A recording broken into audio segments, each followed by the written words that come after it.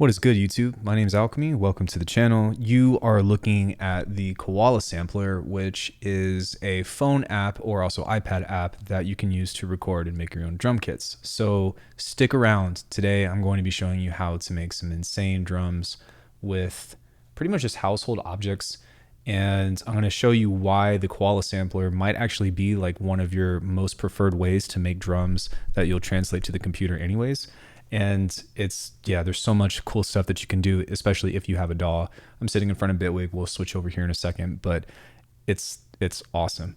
So with that out of the way, I would love it so much if you all could subscribe to the channel, if you all could comment and, tell me your thoughts and below. Any kind of engagement is awesome. And then if you want drums from me or presets or whatever, check out alchemy.com. I don't mind the self promo because this video is going to be pretty lengthy. So Koala sampler at a glance looks like this. I guess I'll kind of go over the quick things very fast, not to repeat myself, but all you have to do is hold down a pad and it will record. So now that we have that, I'm pretty much just using the iPhone recorder, or the iPhone microphone rather, to get stuff in here. Sounds great. So from this, we can, use all of our household objects in here in order to record some cool stuff. So I guess I'll go ahead and do another one. This is Liquid Death Mango Edition. Liquid Death is just carbonated water. I don't actually drink beer, but it's very tasty. So we're going to go ahead and record that. So we've got a couple of transients in this now, which sound pretty good. Sick. Now I'm going to come into this and edit it real quick so that way we're right at the beginning. And as you can see, we've got some editing options here. Now there's an upgrade version that is paid. This is a paid app as well, but it's like 13 bucks, but you can change the pitch, you can reverse loop, one shot, blah, blah, blah. But what I love about this is that you can actually warp this. So if you get the expansion, you can go to stretch. And now just by messing with this, I can kind of see what we can do with it to make it seem either, faster or slower in the way that I'd want it to. Okay. If we were to go to this little tab up here, we can actually set this to repitch. And you can see that by shortening this into like a confined 2 times beats or 2 beats or whatever, this is going to play back slower. So what I'm going to do is I'm just going to drag this over to the next one, and I'm actually going to move this here into just that second piece, which sounds more kind of like a snapping type sound. That sounds really good. Now on top of that, I'm going to create another copy of this. And this is all on the fly, by the way. I'm just kind of going by the seat of my pants, but just as a general means of like, we've got a bunch of cool objects and stuff that we can use to make some cool stuff. I'm going to bring this back here and see how this sounds. And maybe just grab that there. Now on this stretch mode, I am going to actually change this back into modern. And I'm going to stretch this into 1 beat instead. So that way it's kind of there. Now what I can do is I can drag this one over into the first one here. And I can go mix, and now I've created a layer for my clap or my snare or whatever the heck this is that we want to call it that we're building. Now on top of this, I might want to pitch it down a bit. Sounds pretty cool. So what I'm going to do is I'm actually going to cut the tail off of that. Sounds pretty good. And I want an actual transient that's going to be a little bit more snappy. So I've got this scissors here that you can put on or whatever, just take off the cover. And we've got something that's kind of like a plasticky stick hit. So let's go ahead and record that. All right, that was garbage. I'm going to drag that into here. Let's try that one more time. I'm going to move this over to the side so that way it gets right in front of the microphone. Pretty lame. And try it. Sometimes placing of the mic is really important. Maybe if I hold this up and try to get the resonance of this. All right. So you got to play with it because not every time is going to be super cool and super great, but that's okay because that's part of the process. And that's kind of a fun way to learn your recording environment anyways, or to learn about how to record in general, is like what you hear in your actual ears is not always what's going to come about on the microphone. So play around with different positions and play with rooms and stuff like that. Obviously you can hear that there's an echo in my room because I've got tons of space and a poorly treated room. The air conditioner just kicked off. It's okay though, don't worry about it. We'll be able to control all of the spacing and resonances of this later. All right, let me try this one more time and see if I can get just a slightly different transient on this. Yeah. So that's not picking it up, but let's say we might want to hit something different. Like what if we were to grab something like this? Oh, that's kind of cool. So maybe. Okay. So I can grab just this here and edit it. And I'm going to chop this just to this part because obviously I've got myself recorded for maybe. And let's pitch that down. So what I'm going to do is I'm going to move this slightly ahead here so the sample starts a little bit late. And now I'm going to merge this back into our original sample and go mix. That's pretty awesome. Let me turn this up a bit.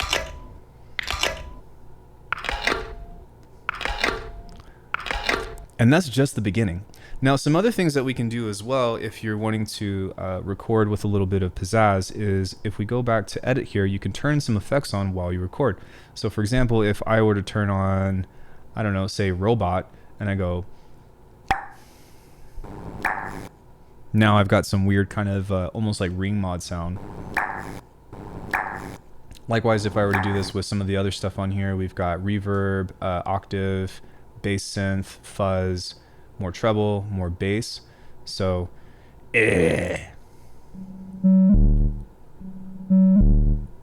that's worth keeping because that's kind of like a cool, I don't know, like distorted bass thing. You can also make, this is going to be disgusting, but you can also make weird mouth sounds. I'm sorry for what I'm going to do, but in context, it's actually going to make a lot of sense. So just bear with me, okay?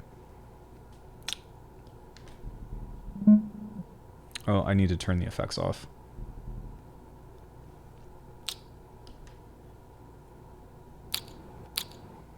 See, that actually sounds reminiscent of a clap.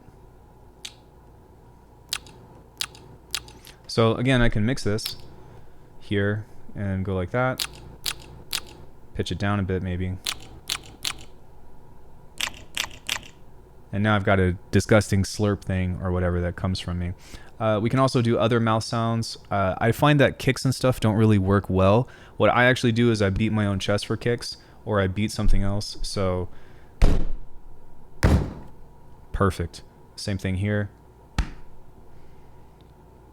I don't encourage self-infliction or self-harm, but sometimes it can be helpful. Let's try that one more time. I'm going to put the mic a little bit closer.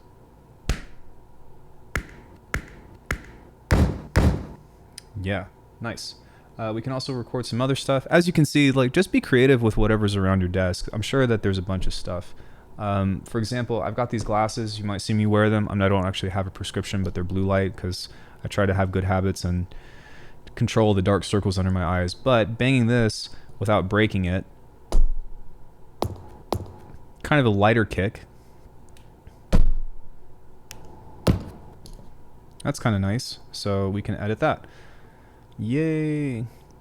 Now, there's some other stuff that we can do with this that is cool, but also like a little bit limited, is if you go into the sequence here, the perform, you've got these effects that you can use. And if you hold or turn the hold button on, then you can activate some of these and create some more variations. So for me, I generally only go for the compressor and the dirty, which is a little bit of distortion and then a little bit of compression. That makes everything sound a little bit bigger.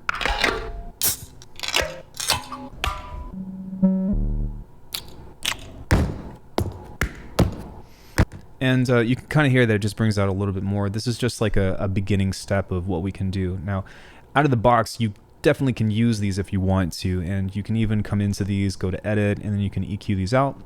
So if I wanted to, I could just kind of set a low threshold here. And you can see that I've still got a nice kick. For this, you might want to remove some of the low end stuff.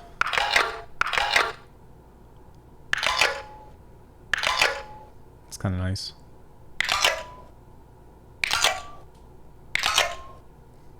Kind of nice as well. Yeah, we don't need any of that low in there, so same thing with this one.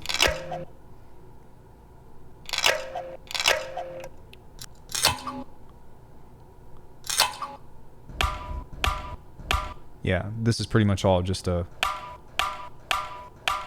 That's kind of nice though. We can kind of pull that off. Got a nice kick.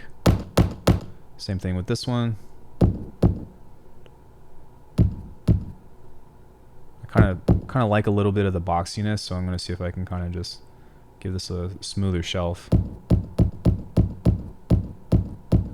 Yeah, and there we go.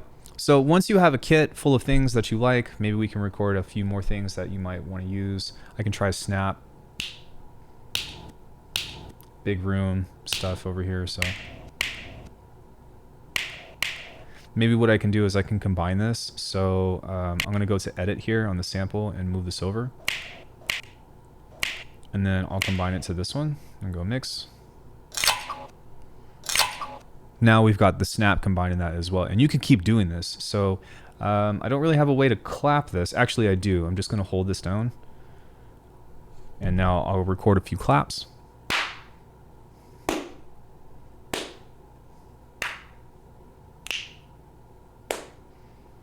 Stop. So you can see that I've done a bunch of different things here with this, and now what I can do is pretty much the same thing where I can duplicate this and edit the sample here to where this starts, and now I'll record a few claps.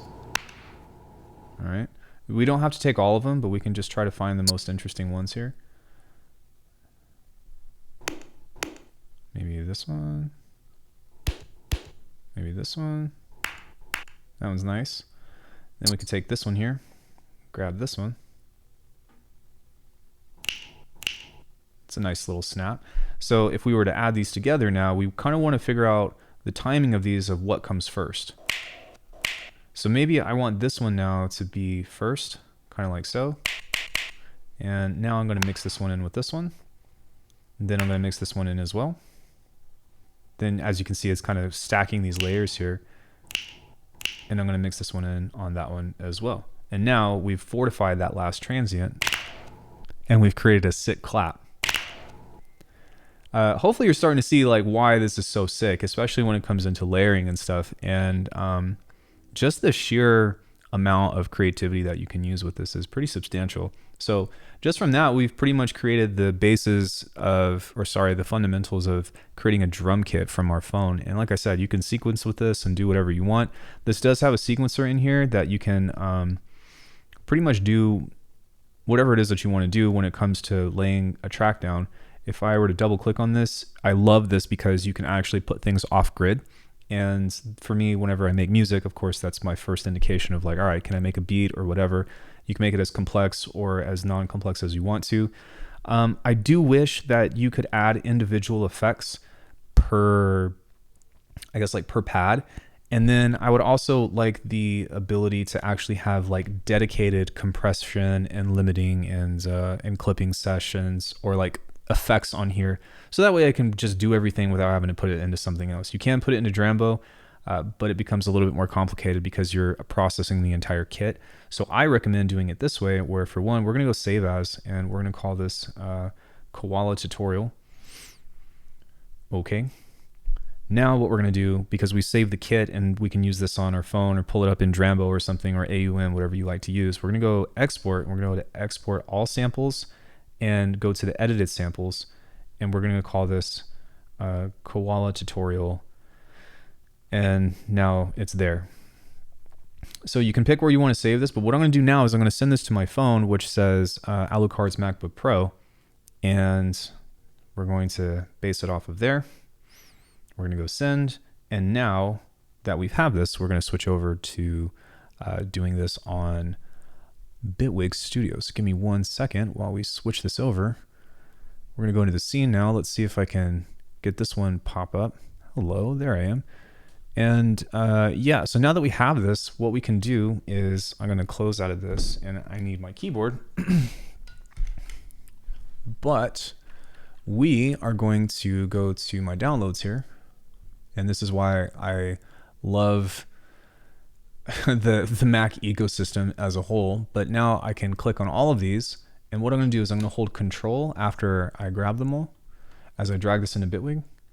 And this is going to put them all on the same track. And now if we listen back to these, we can kind of just demo them and see what's good and what we like and what maybe is not worth keeping. So one quick thing is that these are all in Stretch HD. I'm just going to switch these all to raw quickly. There we go. And that will be helpful. So we could definitely just take this guy right here as a clap. That's nice.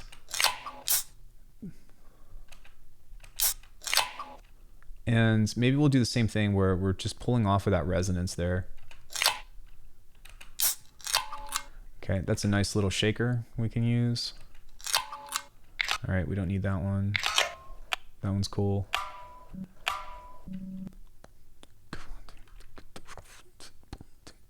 Okay, I'm already starting to hear a beat, so we're gonna start to sequence this together here in a second, but I'm gonna show you the processing of this as well before we do that.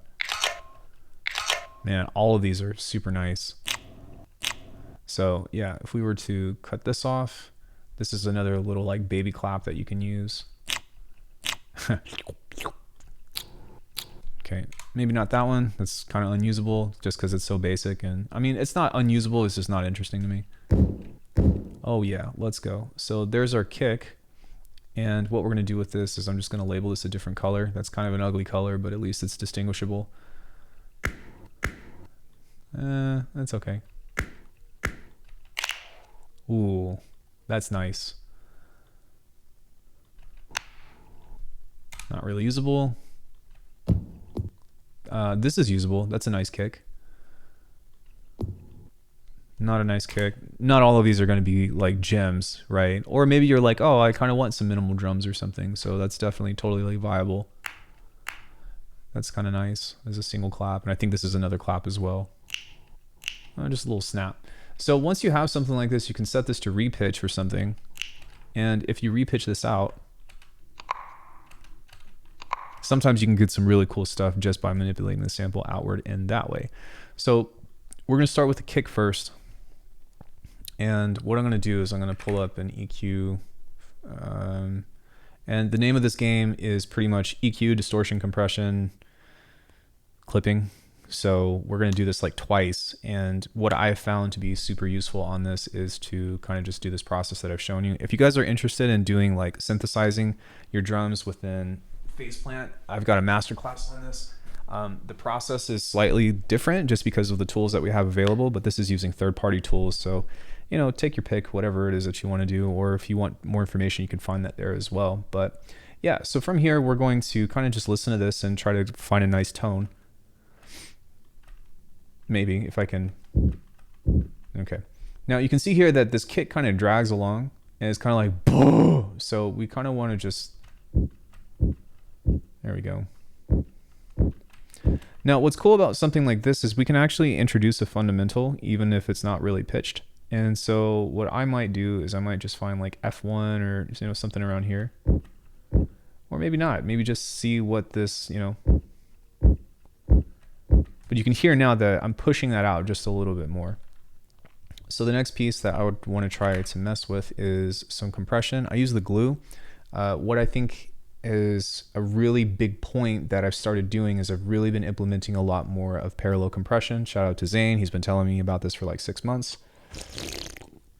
But I was watching this video on about how to do it and how to do it better. And so as opposed to just going boom, boom, and then slamming it and then pulling the makeup gain up, I wouldn't recommend that. What I'm going to do instead is kind of in a similar deal where I'm going to smash it, but I'm going to back off of the mix significantly. So I'm going to pull this down until there's about like minus 10 dB of gain reduction. So that's pretty good. Then I'm going to pull the makeup gain up. So we're already getting a pretty decent transient out of that. And now what I'm going to do is I'm going to come back into this. I'm going to start to introduce just a little bit of this until I get a good balance between the two. And there's delay compensation in case if you're worried about phasing. So I normally, the way that I used to try to practice this was I would create 2 chains, one at 100%, one clean. It's okay. You don't have to do that. Just do this.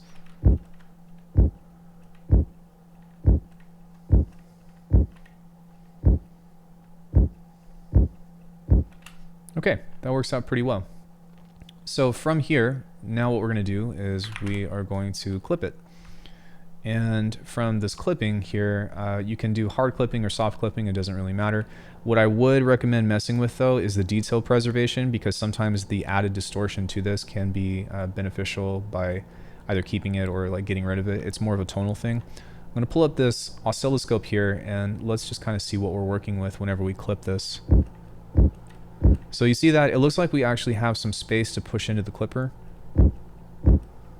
So I'm just going to drive this just a little bit more.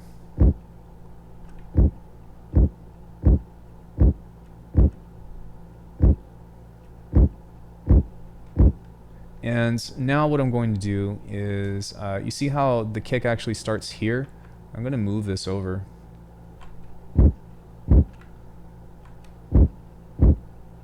Sometimes by adding a click on here, that's where the zero crossing is actually off. That can sometimes be useful, sometimes it's not useful. Just be mindful about creating that. But sometimes if you have a little click right there, that's because of the phase. Sometimes that can actually be beneficial when you bounce this out.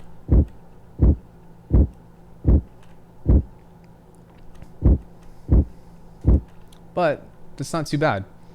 We can do some extra processing to this if you want to. I'll probably do that in another video, but we've pretty much created a nice little doof that you can make longer if you want to, or maybe fade out. Although that's a little long for me, so maybe a happy medium on the in-between. And then if you really wanted to kind of shift this around or whatever, we could use a frequency shifter. I did forget one small detail, but let me do this first. I use the kilohertz one because it's always at 100%. You can use the Bitwig one, it's totally fine. But with kicks, you kind of want to maybe just dance around either plus or minus 15 hertz, just because kicks sit so low that if you go any higher, then it becomes a tom.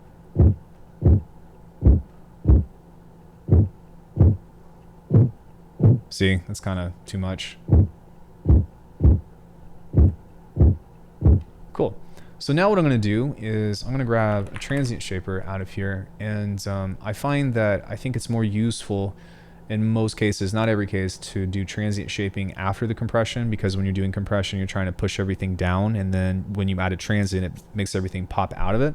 It's going to be clipped anyway, so I guess it doesn't really matter, but we can go ahead and introduce just a slight amount. This doesn't seem like much at 25% based off of the knob. It's actually a lot, so maybe like, I don't know, 13%, and then we can actually reduce the transient or the tail of it a little bit more. That sounds much better to me. A little bit much. Perfect. So there's our kick. Once you're ready for your kick, then we can pull up one of my other trusty tools, which is the rolling sampler. And we'll pull up that one. There was a little bit of phase rotation. That's okay. I'm not sure what that was from, probably the transient shaper, but now we've got this nice kind of rounded kick that you can use as like a very natural sounding doof. And it, depending on like what your source sound is or whatever, you know what I mean? There's a lot that you can do with this, but just as a starting point, there you go. Okay, this is pretty much going to be a very similar process when we get into our snares and stuff, so I'm just going to grab all of these. Let's grab these two here. That's fine. We can grab this as well. Okay. So we're going to pretty much do the exact same thing where we're going to EQ this. We are going to do something a little bit different where we might add a little bit of space to it, because I believe that these are in mono since we recorded from the bottom microphone. But the good news is that it's very easy to do. Okay, I just want to control some of this stuff, maybe make it a little bit dynamic. Oops. Make dynamic, and then move this downward just a bit. And then same thing with this one, make this one a little bit dynamic. Now, you normally wouldn't want to do this because these are different sounds. You need to control them as their own sounds individually, but just as a means of like, it's fine.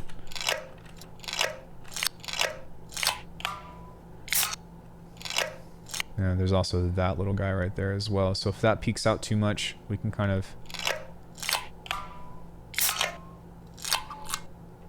Cool.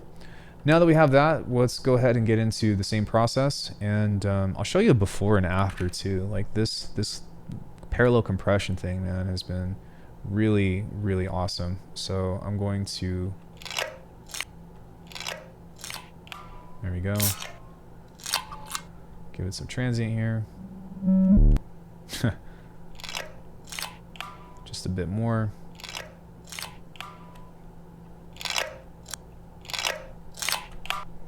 A little bit more. There we go. Give that a little bit more attack, and let's back off of this and start to introduce this slowly.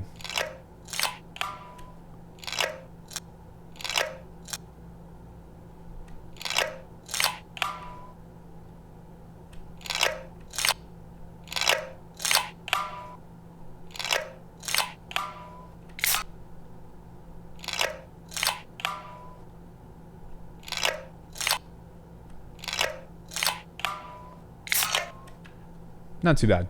So this is without it. This is with it. There's a big difference for me. Let's grab that transient shaper now. And I'm going to push this up a little bit more. And then I'm going to kind of just reduce the tails just a bit, because there's a lot of different complex sounds that's happening here that I would really just want it to catch stuff like this where it's a little bit more consistent. So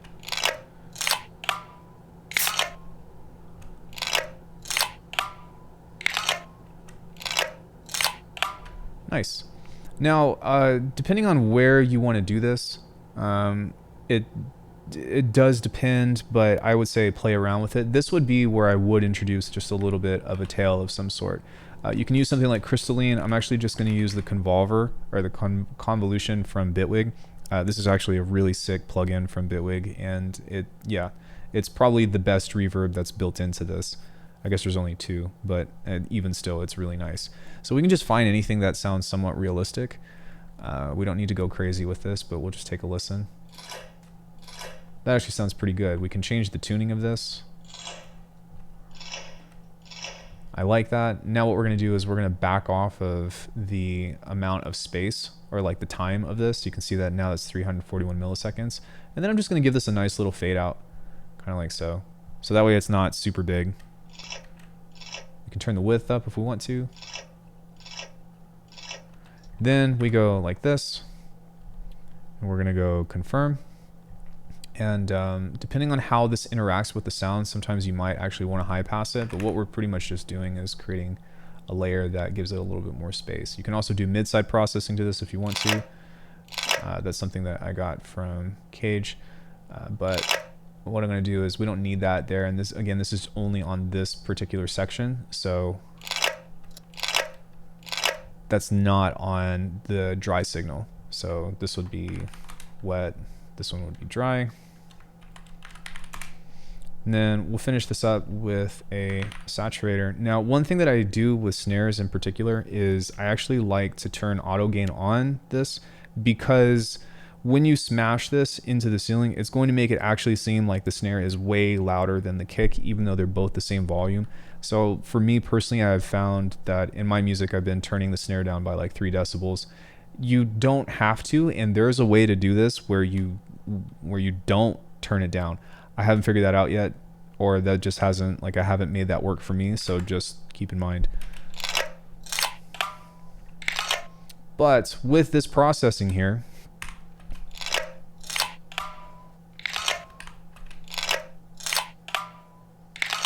it just makes it a little bit bigger, makes everything a little bit nicer and a little bit more punchy and a little bit heavier. So yeah, we can even try this if we wanted to. But what's crazy about this is it doesn't sound like it's, I don't think that this is hitting that much harder. So so this is 4.5 dB. We turn this on, we're actually getting -3 dB of headroom. Clipping is the way. So now that we have this, we've got ourselves a kick, we've got these little guys right here, and what I'm going to do is I'm going to split these up, and we're going to pull these out from the rolling sampler, so that way they're going to, the exact same way that they're played is how they're going to be bounced, because sometimes when you do resampling, unless if you do a recording channel, if you go bounce in place or something, you don't, it's, you get a different like phase or something. Again, it's just one of those things that I've realized, but let's go ahead and listen to this. And we'll pull this one out. We can put it right under there if we wanted to. You can see that it's just a little bit fatter. That's nice. Just take the first one.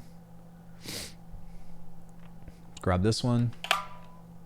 I really like that. This is something that you can kind of alternate between all of these with. And there's even some kind of melody that you can hear within this, although I'm not going to try to figure it out. But within that, we've made 4 different snare / claps or whatever. And then we've got a nice little kick that we can use. And I mean, yeah. So from there, we can start to build up our track and just throw something together very quickly. I'm going to do that here in just a second. But before I do that, we're going to take a look at today's sponsor. And I'm just kidding. The sponsor is me. Go to alckemy.com and support the channel or like the video. But what we are going to do is we're going to manipulate this quickly because this is a cool little shaker. So I'm just going to pull this to a new track. And I'm not going to do a whole lot to this. I think that more importantly, I'm just going to tame it and make it a little bit more usable.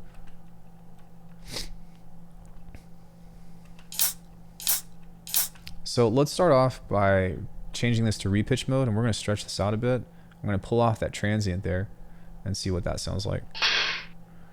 So we're going to fade this in a bit, fade it out a bit, and then we should probably pull that back out. Let's see what that sounds like. Yeah, let's go ahead and EQ this.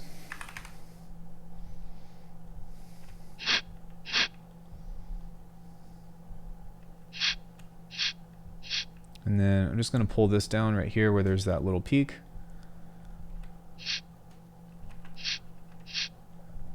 If you want to, you can move it off to the side. You can also do it where like you've got 2 layers of this, I guess, if you wanted to. If you wanted to make your shaker wide, then you can just create a chain like this. Go Command G. This should be here. Undo. We're going to back up here. I'm going to move the chain on this side.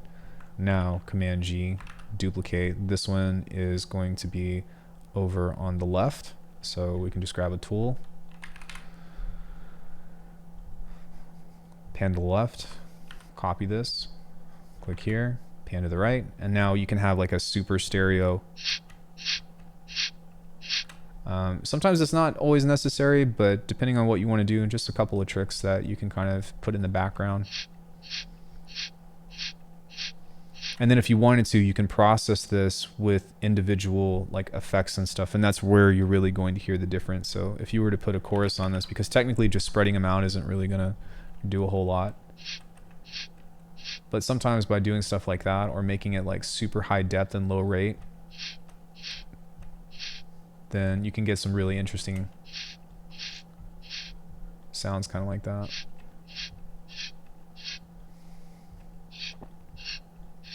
You do have to be careful about how it's phasing though, so, and then when you push it back into mono, like just always, you know, always just be mindful about what it is that you're doing with that. So yeah, now we can kind of go ahead and make something interesting. So if I were to just highlight a single bar, then we just kind of go off to the races, and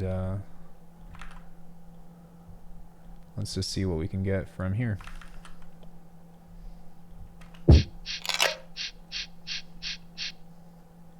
I think that I would want to move this one over here, and then I'm going to try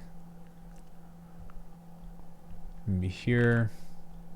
We're going to do some kind of halftime thing.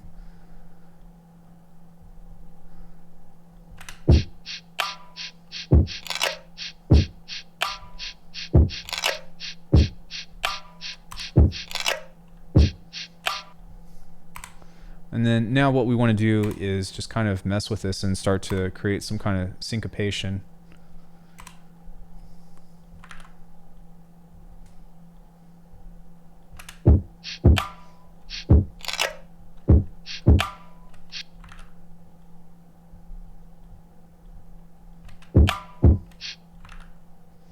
We can lower the volume of this one to kind of create something here. Kind of make this shorter. And what I'm doing now is just making sure that there's a little bit of moments of silence in between each of these. So I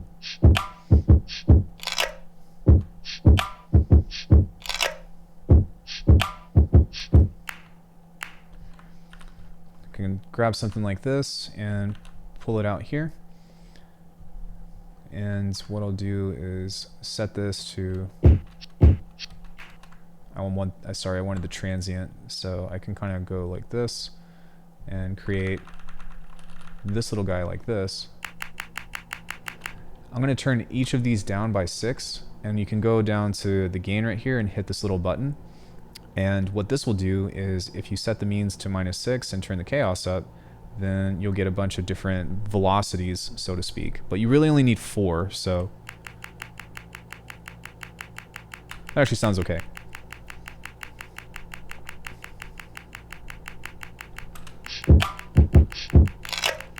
Sick. So now I'll grab a time shifter.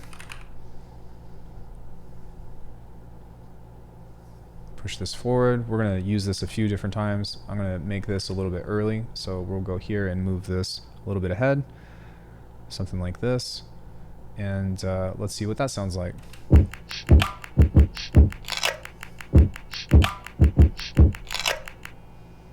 Okay, we're getting there. Now we can grab this. Go like this. Something's making noise. That's not supposed to do that. That's probably a bug.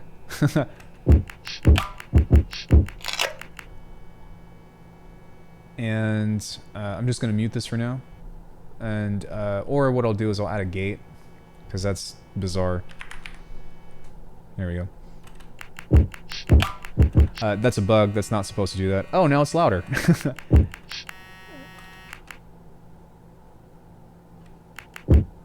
Okay. We're on beta 7, so it's okay. But now that I have this, I can actually swap these out and do something different. So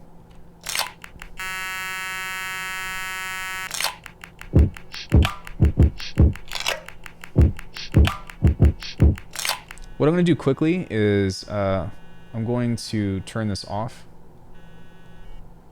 Move this a little bit ahead. I think this was the one that I wanted to... Oh, no. So I'm going to move this into the same one, and before it starts making a buzz, I'm just going to hit J. Perhaps. Maybe, if it will let me. Highlight all of these. My accuracy is terrible. And then just do that, so that way you don't have to worry about that guy. Now that we've got this should be a little bit late, which it is. You can see that everything is pushed a little bit forward, and we've got some percussion now on top of this. So let's listen to the whole thing. We're going to mute that.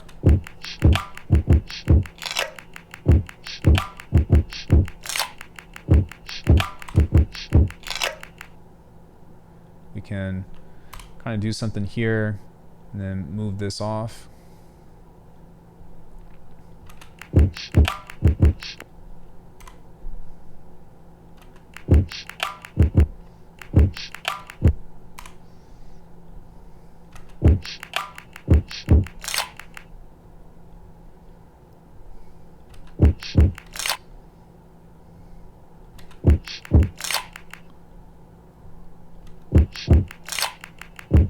So now that we have this, it sounds okay, but it's kind of static. So what we want to get into is actually creating a group here.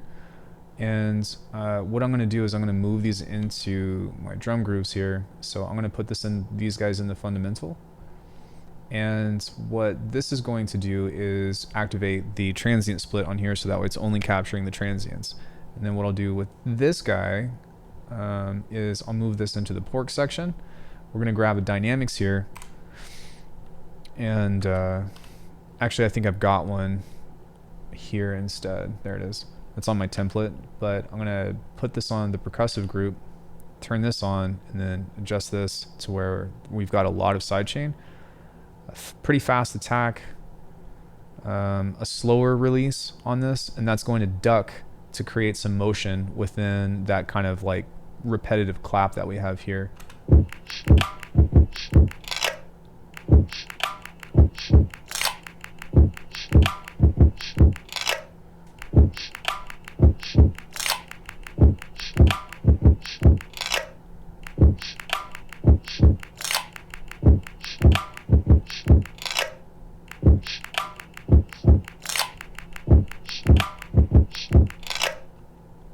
So now what you can do is start adding in some of your other stuff. Like this was kind of some kind of bass thing or whatever.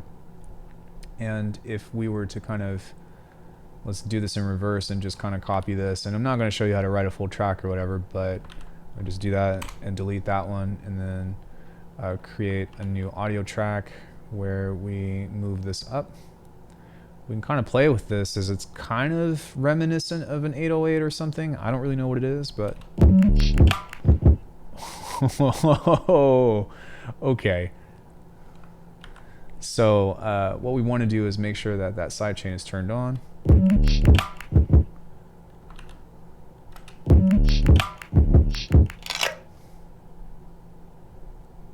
And we're kind of off. So we can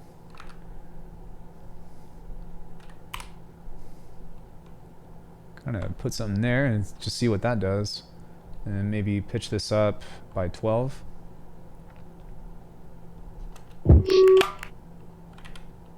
So what I wanted to do, I'm gonna go Command J, and then now I'm gonna set this to stretch, so that way it stays the same.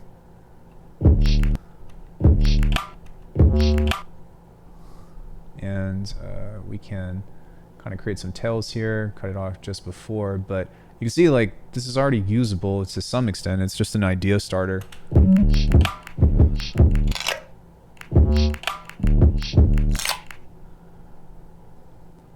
Kind of, I'm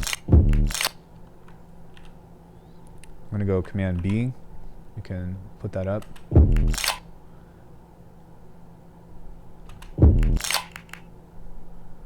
And then you can see that now what we're doing is just getting into playing around with the spaces and figuring out how we can create some syncopation between all of these. But just from creating something on my phone, as I've said before, like your phone can do so much cool stuff, and this was in a matter of 42 minutes or whatever, but part of that was also me explaining it. It's a lot faster for me to just get this up and going as opposed to, you know, explaining every step along the way. Neighbors, sorry. But with that being said, there are so many possibilities that you can use in which to create some really cool drums. And like, I didn't really get into the stereo processing and how much further you can go with this with like snap heap and stuff, but just as a means of getting yourself off the ground with a cool drum kit, you know, we made a little bass or whatever that, you know, was the first go, but we got a drum groove going.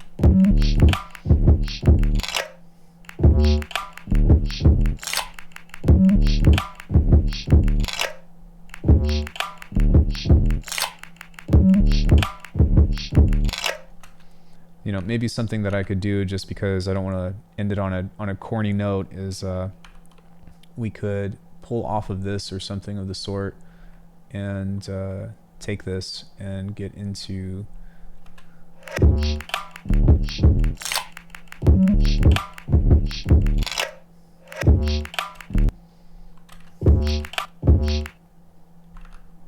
you know, maybe you can go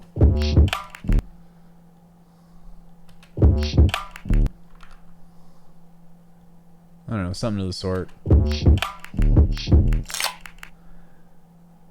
And then just line these up with the kicks. And you can syncopate them and make them go on or off. It doesn't really have to be anything, you know, specific, but sometimes it can be helpful to, you know, just use the kicks as a guide for where to place your 808 sounding things. Let's see if that sounds any better. Like, it might be kind of cool if there's a space right there. So now I'm getting carried away, but this is probably a good time to end the video.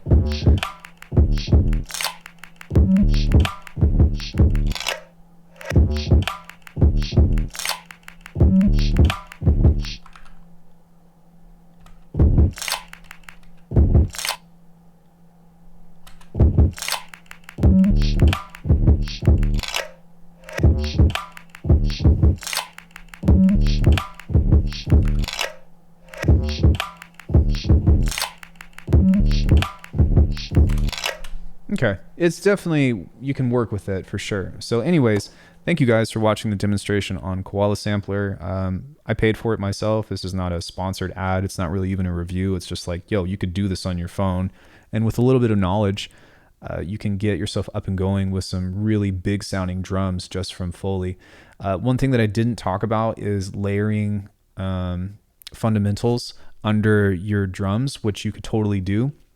For example, like if you are already caught up with my faceplant masterclass, then you can take any of these layers and just add them as a secondary layer in the same way of processing that I normally do. But this is a way that if you kind of have a good ear for those kinds of sounds, then you can take, something that's reminiscent of a kick or something that's reminiscent of a snare or a clap or whatever, then there's a lot of opportunity for you to find your own drum sounds and make them really fat and really organic, which is what I like about this so much. So anyways, obviously this is a lot of research and development. This is a lot of years of cultivating and stuff put into a single video. So if you can, do me a favor and like the video, subscribe, and consider supporting the channel because this is what I do for a living.